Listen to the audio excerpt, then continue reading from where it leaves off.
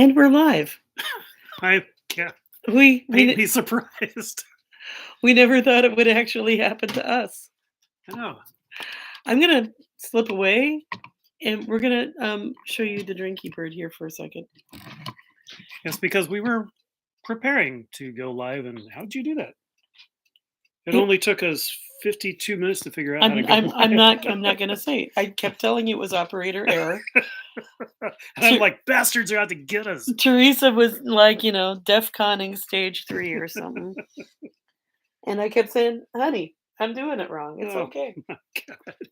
So, yeah, here's the drinky bird. There was a browser And, incompatibility. We'll just say that. Ani is arranging her tarot cards at the moment. I'm drinking my coffee and drinking trying her to calm coffee. down. Okay.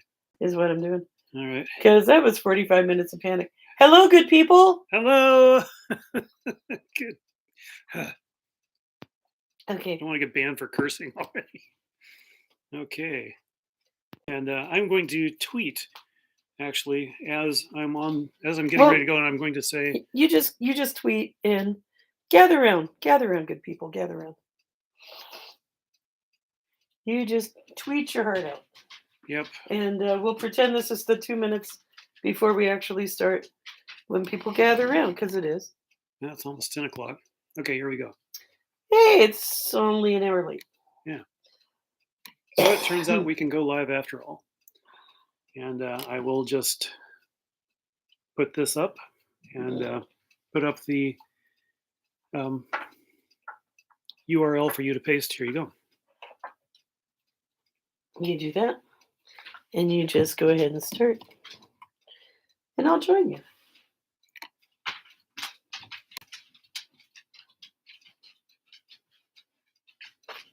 I'll change that for you to click CLICK. Okay. So Wow. put in a couple of exclamation points, makes it look real professional. And off it goes. All right. Goodbye, phone. Come here, phone. Okay. So, and I was thinking of, well, I'm going to tweet this in sections, because it was so frustrating. My goodness.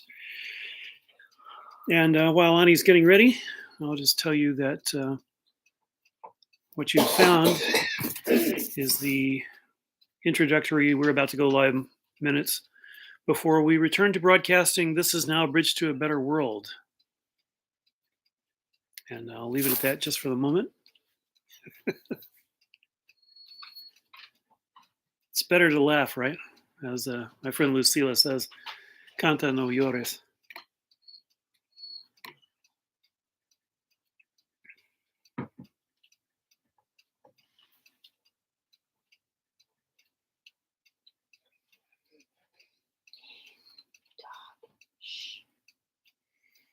Oh, it's, real natural dog noises. What? Did you want a podcast? Are you coming over here? Say hello. You're live on YouTube. Well, just go to sleep then. There's probably someone on YouTube who'd like to watch you sleep. There's somebody on YouTube that would like to watch everything. Well, he is a professional. Professional sleeper? Yes. That's what I like about him. He's a couch potato. Not high maintenance, usually. Drinky Bird agrees, I see.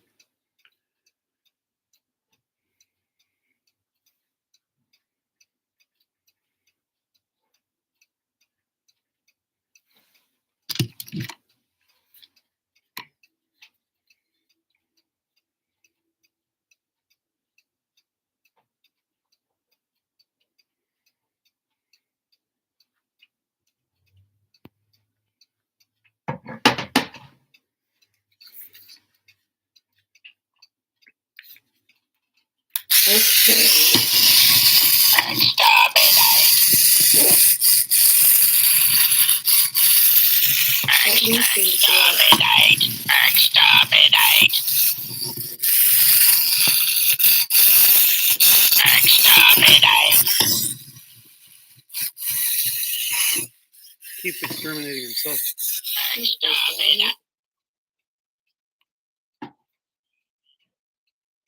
All right. Shall I begin? Yes, I think I will be right there, but I have to kick the dog out of my way. Yep. Dug out. Here we go. How fast that happens. Good boy. Also, say hi to John, our viewer. Hi, John, our viewer. This is where I pick up the computer and actually see who's on there. There's John. Hi, John. Okay. Well, John, you're pretty good at finding this after all that. For like, how was it, 52 or 53 minutes before we managed to get it going. So we'll just get the camera adjusted here, more or less. And Freaky Bird can... And good morning. Good morning. Hello. And welcome back to This Is Now Bridge to a Better World. We have been traveling to Mexico and back and dealing with family affairs, but we are now able to resume podcasting. It was the best of times. Maybe it's the end of times. So let's talk. The first thing Ani and I would like to emphasize is that we reject the invasion of Ukraine by the Russian armed forces.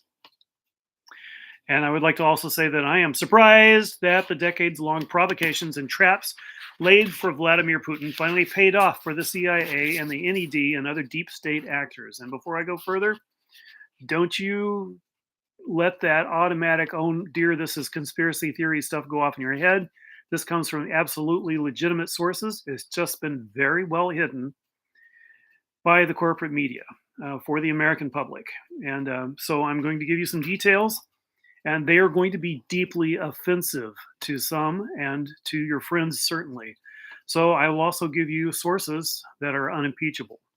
So here we go. I'm referring to the training, funding, and infiltration of Ukrainian Nazi militias by U.S. clandestine government operators, something that was first brought to my attention in the pages of Covert Action Information Quarterly more than a decade ago. And I remember saying at the time to you and others, Ani, that what the devil is this about? I mean, why in the world? I mean, for my friends, for example, the people I call the Texiles, anti-imperialist activists who came up from Texas to Portland more than a decade ago, it was familiar that the CIA would engage in Nazis and use Nazi ideology. They found that useful, for example, in the formation, support, and training of the Contra death squads in Central America in the 1980s. But we could not figure out what they were doing. I could not figure out what they were doing specifically. Well, now it's become rather obvious. And so says our cuckoo bird. Bird. It's also obvious it's 10 o'clock. But as I was saying, I first found it in CAIQ, which is now Covert Bulletin or something like that.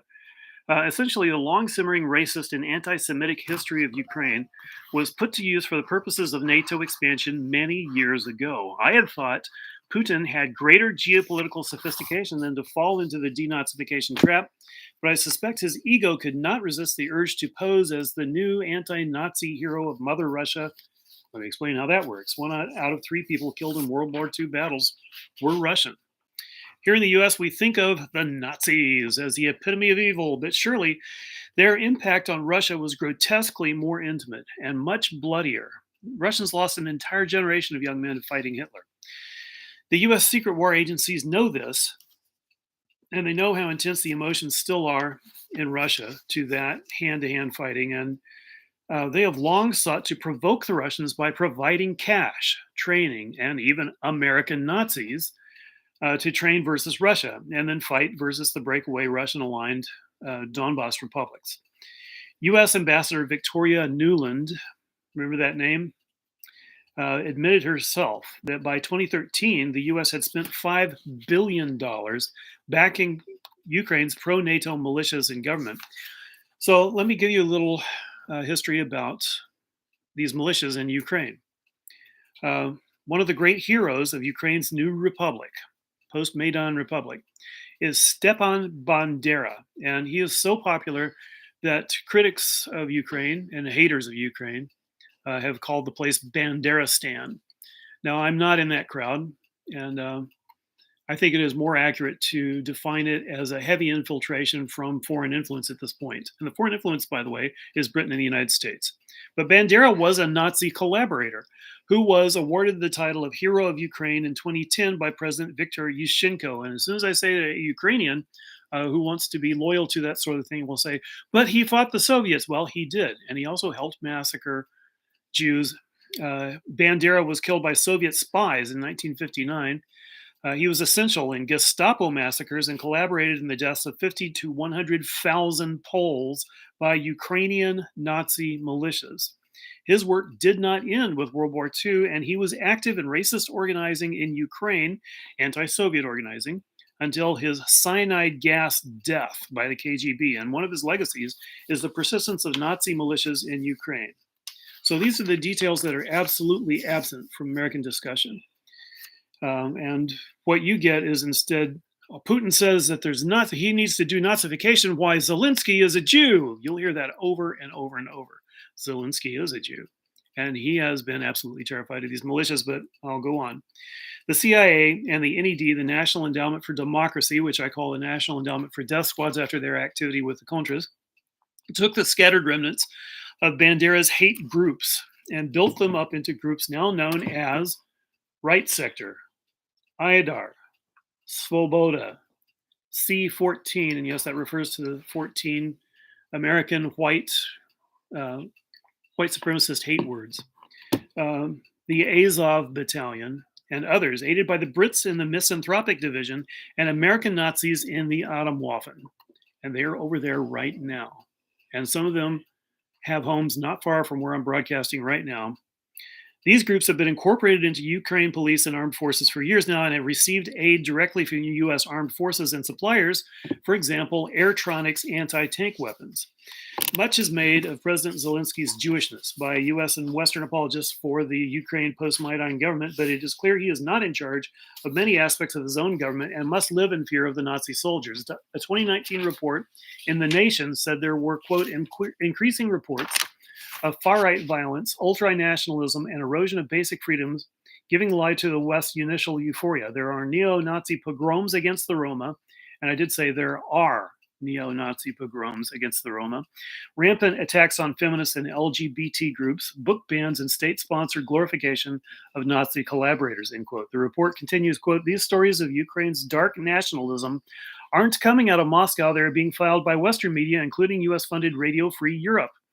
Jewish organizations such as the World Jewish Congress and the Simon Wiesenthal Center. And Frank, and if I may interrupt my quote here, who knows better about Nazis than the Simon Wiesenthal Center? I would like to know.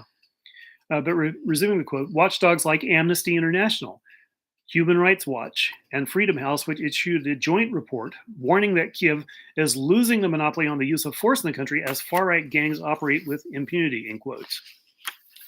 And been following this for a couple of years, understanding that when you hear something about artillery hit a building in Ukraine, what they mean is neo-Nazi militias shot mortars and artillery at buildings in the Donbass. And people in the Donbass, very Russian aligned, have been begging Putin to invade. And that's not something Putin made up.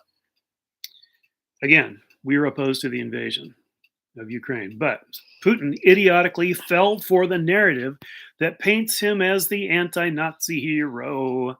There are a lot of ways he could have dealt with the obnoxious fact of Nazi racists on his border being supported by the West, but he's played his cards in the invasions on to lead to who knows where. Now he started a war that could embolden the Chinese to attack Taiwan as Western forces are distracted and could lead to total nuclear annihilation of the biosphere. And Ani, I'm seeing stuff on Reddit, for example, saying, where would you go if the nuclear war breaks out? It's like, oh my God, every generation has to be reintroduced to the fact that you are not going to, it's not There was a political stance. There was a generation that got to miss it, more or less. Mostly because they weren't paying attention, not because it wasn't actually a danger. Yeah, I mean, yeah, it's been a danger all this time. And, you know, our generation understood that there's no place to hide. And that the only preparation that you can make. We're kind of in two different generations. You are 8 years younger than me. Boomer. Yeah, I am a boomer. But we remember duck and cover. But the only preparation you can make for World War III is to keep something sharp near you, right, so that you can bleed out peacefully. So, I mean, here's the thing. I mean, I joke about us being slightly different generations, but, you know, I'm Gen X. And we grew up not with duck and cover. We didn't look at me fixing my hair now that I can see myself. Ah, so cute. We grew up not under duck and cover because by our generation, we knew that was bullshit, right? We knew that running underneath your desk was not actually going to save you in the event of atomic war. We knew that running into a ditch and having somebody throw dirt on you was not actually going to save you from radiation. We came of age under Reagan, and we knew that if we actually saw the flash, it was game over. And and we knew there was a pretty good chance that, well, in Portland we would see the flash. We were a direct target. I think we were third on the West Coast. Um, and I'm talking early '80s when I was 16, and me and my friends had nightmares about nuclear annihilation every night. None of us expected to grow up. This is one of the defining marks of being Gen X. And I gotta say, you know, breakup of the Soviet Union, the so-called end of the Cold War, even though there was never actually any disarmament. I have been living a little lighter of heart these last 25, 30 years. That's kind of over now. I mean, really, what is we are saber rattling at the edge of nuclear annihilation. Yeah. And it has blown up so very quickly, considering, the last time we were facing nuclear annihilation, there was a solid 20 years of buildup, right? Yes, there was. And this is Yeah. like a couple of months of, Well, and there was a difference. I mean, with duck and cover, actually, that came out of a period of time after 47, from 47 to I'm going to guess about 55, in which the Soviet Union only had less than 100 or maybe hundreds of nuclear weapons. They made them as quickly as they could. They had to deliver them by bomber at that time. And with Sputnik and with Yuri Gagarin, especially, it became clear that that era had ended. And now, the reason I say that all you can do is have a sharp object is that it would be very sad for you if you were to survive the first few minutes of uh, of a nuclear war. Because, for example, Portland, we can use it, would be hit by some. Oh, I would guess they would expend at least 10 missiles on Portland, guaranteeing that several would hit and detonate, which, for those who are not in the immediate blast zone, means immediate blinding, melting of the flesh. We know that the flesh will melt over your face so that you can't see what you're doing, and you'll be in a horrible condition. And so there's no going to New Zealand. You're not going to go to New Zealand. You can't survive it, and the only way to survive it is make sure that it doesn't happen. So, as I was saying, this is idiotic and dangerous of Putin. It is also idiotic and dangerous of Biden, who was and has been involved in that funding of the Nazis that I was talking about in Ukraine. And I'm sorry that while Ukraine is invaded, I have to come out and say, yes, Putin is right about denazification.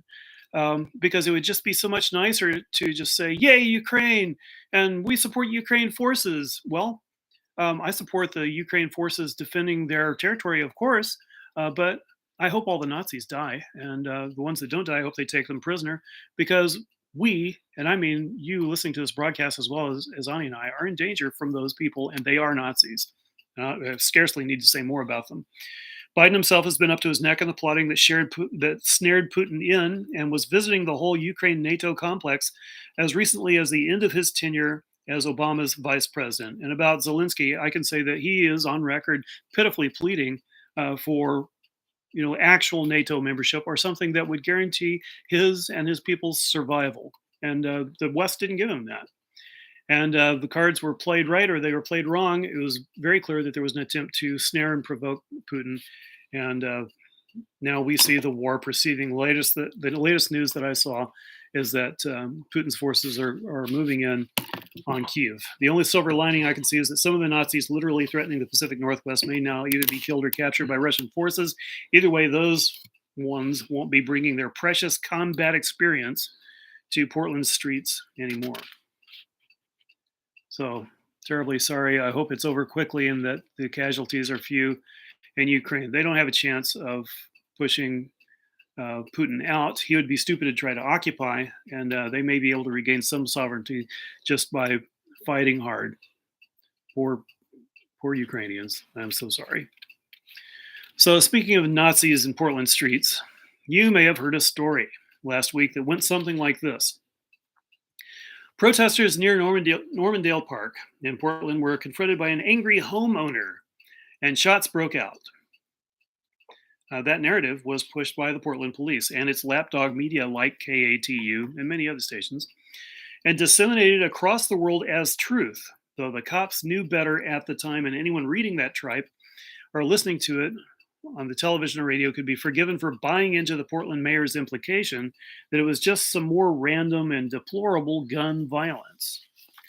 The truth, however, is even uglier. Ben Smith, known to the Portland furry community as a problematic crank calling himself Polybun, who owns no housing and wasn't defending his housing, and it has nothing to do with that, decided to take his guns to the unarmed women who prepare the streets for oncoming protests, for marches.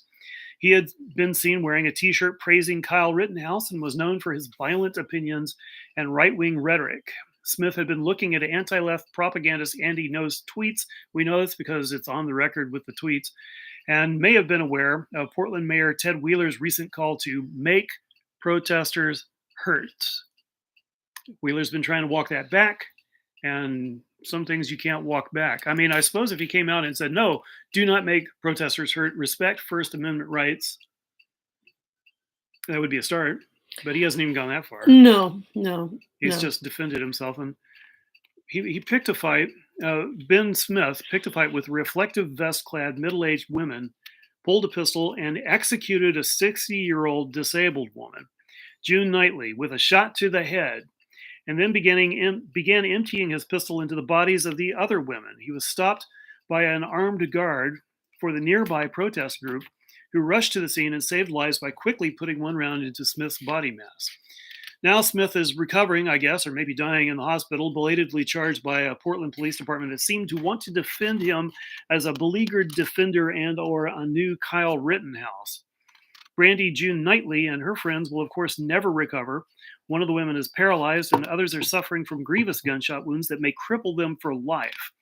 Now the story has eked its way out from the incompetence and malice, now that it's come out, from the malice of the press and police, and been prized from the statements of reluctant protesters. It takes its place in the simmering war that disgraced ex-President Trump unleashed on the left. Its casualties must be added to Heather Heyer's story, and to the victims of Jeremy Christian and Kyle Rittenhouse, and the flying death squad sent by Trump to murder Michael Rhino, and to everyone run down by raging Trumpers in their cars and trucks now that that sort of aggression is legitimized.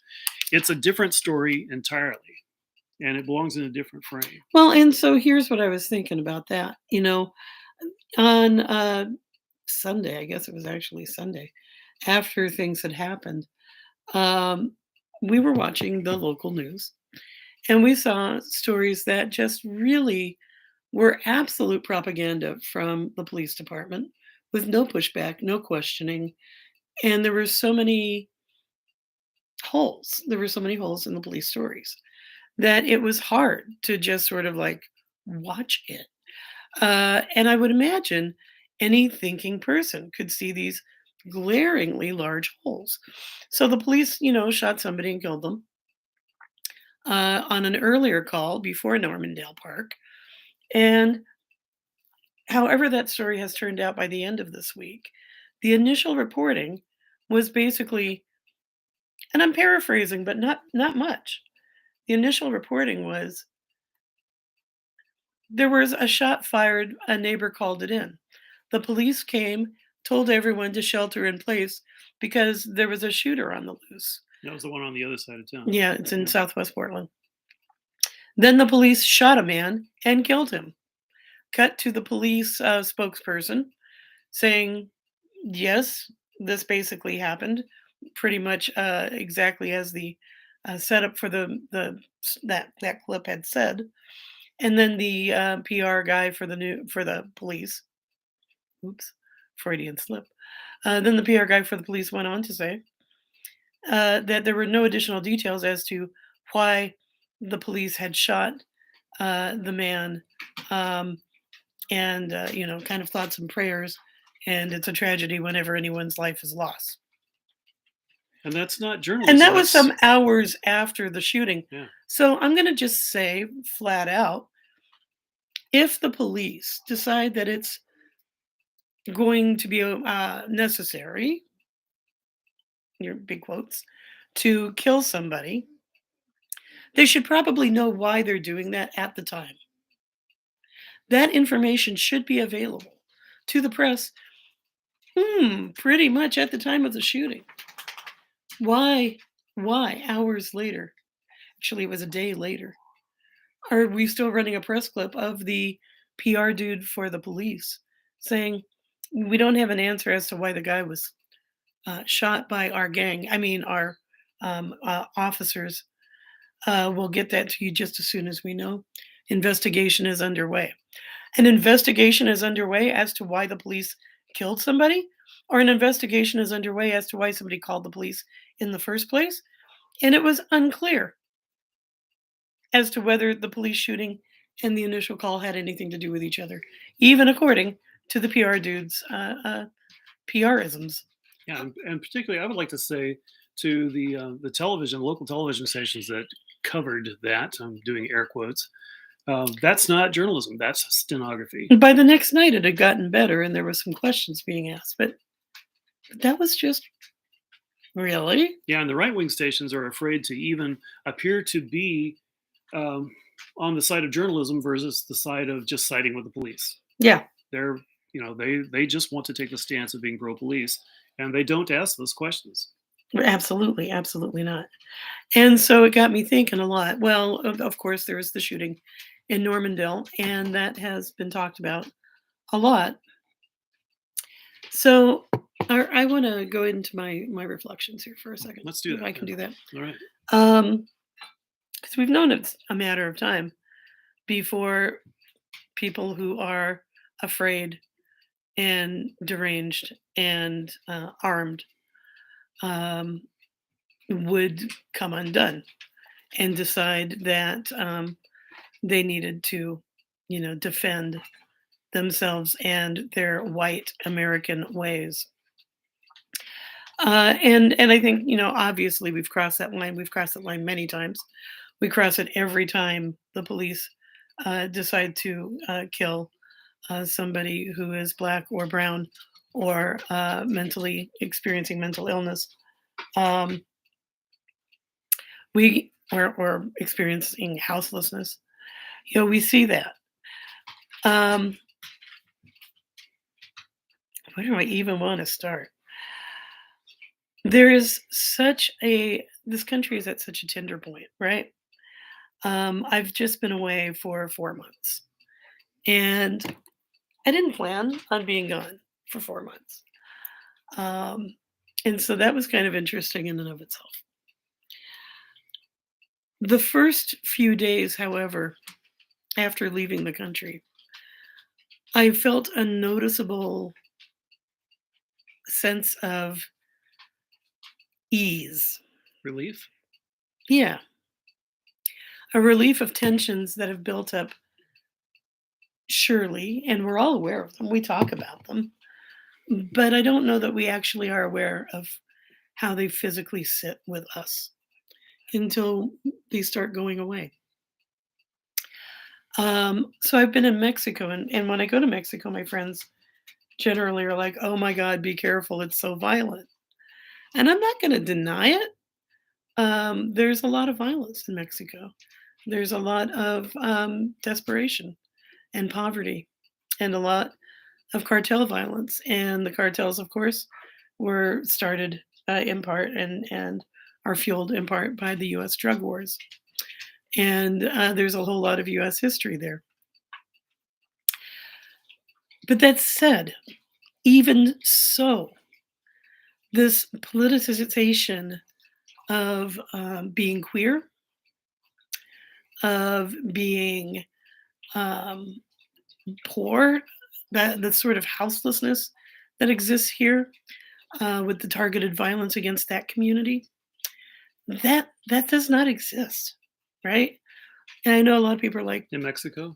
yeah, in Mexico. Well, I felt it too. I mean, I was only there for a couple of weeks, and I started talking to people about what a relief it was not to see that. I've just gotten used to it, that politicized glare, and I realized that even I live near Foster Road and 82nd, and I've learned not to go to certain establishments near to me. I just got used to it, and I haven't thought about And it you for a got long used to it time. because you would be misgendered and I would be treated badly. misgendered and treated badly. I could do that right now.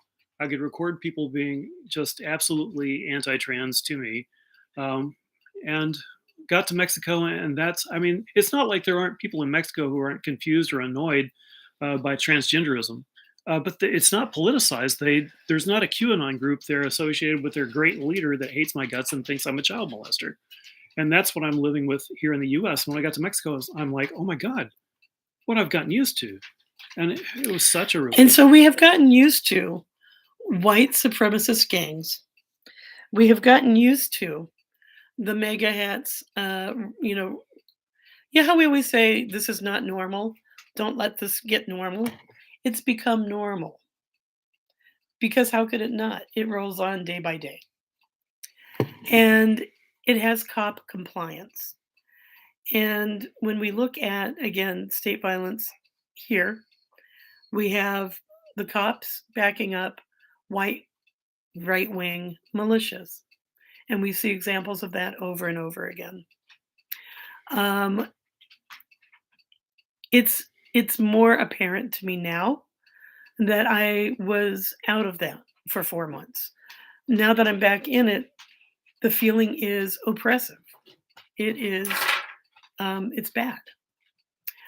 So allow me to say, this is, if you are an oppressed community, you know it's bad. But if you haven't had a chance to actually stick your head up out of the boiling water lately, let me say it's really bad. And I think it's time, seriously, for those of us that can go to go. I think that things are getting uglier. I think that um, 30 years ago, when I was in Amsterdam and in the Anne Frank house, I was reading notes that were very hopeful from Anne Frank saying that she trusted her dad to make sure that they left on time, that they were going to be leaving in just a couple of days. And of course, they didn't, right? And I'm not trying to liken the horrors of the Holocaust to what's happening right now, But the same ideology is in play. but the ideology is there that there are hateful groups. There are groups that are virulently racist, homophobic, anti Semitic, sexist, fascist groups. And there are many of them, and they have some Venn diagrammy stuff going on. Yeah, I mean, like at this And point, they have they have the backing of the police. They have the backing of some military. We see that in the coup attempt of January 6th of 2021. We see that they are really throughout our government and armed forces, and that these groups have the shock troops on the streets, like the Proud Boys, and that they have people in the government, like the Republican Party.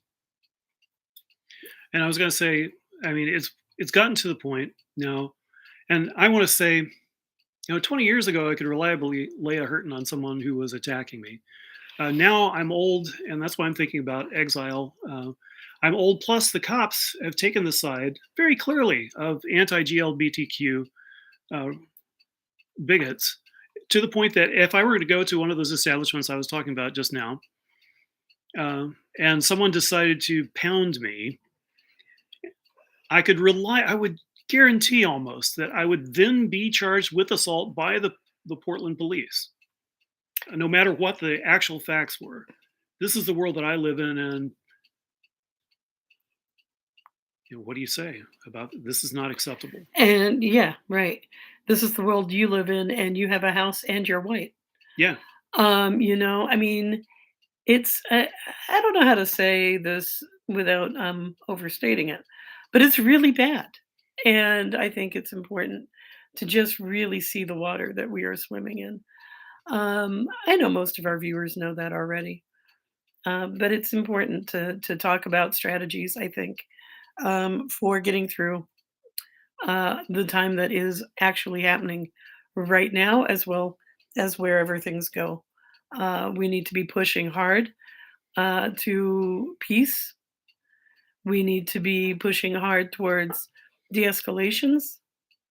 We need to be pushing towards a healing in the society and a denazification all at the same time. Yeah, we need to find ways to put the truth out there. And this latest imperial gesture by Putin, pushing back on an imperial gesture by Biden and the team, makes that even more clear.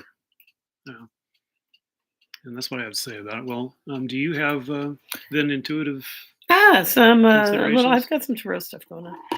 So the reading I did for our collective whole this week. Um, hmm, hmm, where are the cards? I'll just take them up here. They There you look go. like this. Do. Wait, that one's in the middle. So we have card, any card. We have the High Priestess. We have Justice, and we have the Queen of, the Queen of Wands. Whoa.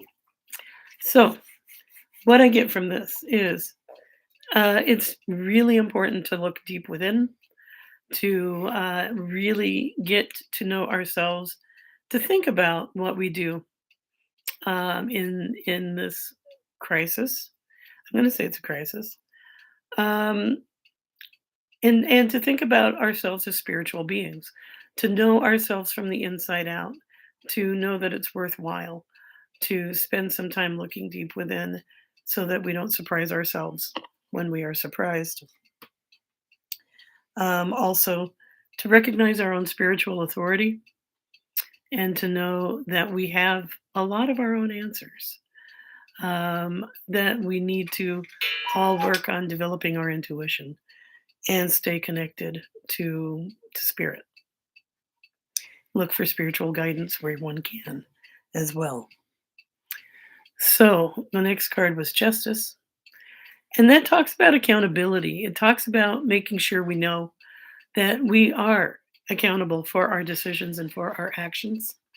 So when we are faced with what to do in a situation, make sure we're actually living life in alignment with ourselves. Seek justice in this world for ourselves and others, and to do it in a way, again, that is in alignment with the rest of our lives. We don't get to consider ourselves great exemptions, right? So, yeah. What is that quote? Uh, I used to, when I was a hopeful teenage pacifist. What was that group called? Anyway, they always said there is no way to fellowship for reconciliation. There is no way to peace. Peace is the way. I am not necessarily a teenage hopeful pacifist anymore, but I do think that we need to live in alignment and make sure that, um, you know, we are ethical in how we respond to all of the situations around us. And that means to take action when we see injustice. And it means to take action to bring justice to all in a way that is within our, Ability. yeah, the best of our ability. Push ourselves even. Thank you. Thank you for word. I have word. Many words have I have the best words. She has many, many words, and I thank her for them. And that last one, that Queen of Cups, or I'm sorry, Queen of Wands, talks about how we are, in fact, uh, amazingly creative beings, and that we really can nurture each other. We can direct our will to make a better place for each other, to to to create what we need, to um, to befriend and to make whole the world around us, to direct our will to manifest, to co-create the lives that we need to live. Um, but there is a nurturance and there is a bringing us all up in that. So that's what I have for our collective this week. It's a tall order. It's a tall week. It's a heck of a week. I'm so glad we're able to do this again, even if it took me 45 minutes to get us on the air. Well, hopefully it'll be easier next week. I'm sure it will be. I'm sure it will be. I thank you so much for joining us. And also, comes as it comes to spring, do think, dear subscribers to our channel, this is now Bridge to a Better World, about some sort of perhaps thing, a thing where we can actually see each other face to face in a park coming spring, because I think that might be a nice idea. Look at Well, me spring this on Theresa. yeah, how about that? Well, and I would like to say I hope that the sources that I gave earlier in the broadcast, I hope that you have a moment to pull that up because, as I was saying, this is essential and important information, and there is such an emotional pushback, such successful propaganda, frankly, successful imperialist propaganda, that you will not be able to mention it to your friends or to the greater public without having those cards in hand. You would best know your information and what the sources are. And like I said, they come from my information came from very public and legitimate sources. It's just the American public has been very successfully directed away from the facts. And it's ugly but true that Putin is right in saying that he needs to do denazification in Ukraine. So know your facts. And if you could tell other people about our podcast, I believe that we will be back next week. We will. Hopefully at 9 o'clock. Hopefully going live at 9. I think we've jumped through all the hurdles now. I figured out what I was doing wrong. And well, yeah, and bless you for doing it all because I wouldn't have been able to jump through it. I'm much less tech savvy. I saw the remnants of you trying. I want to be able to give out the news you're not supposed to know. So cue Vera. Oh yes. Shall we just sign off again? All right. We'll meet again and, our love goes out to you, and my information hopefully goes out to you and to all the ships at sea. Let's do this indeed.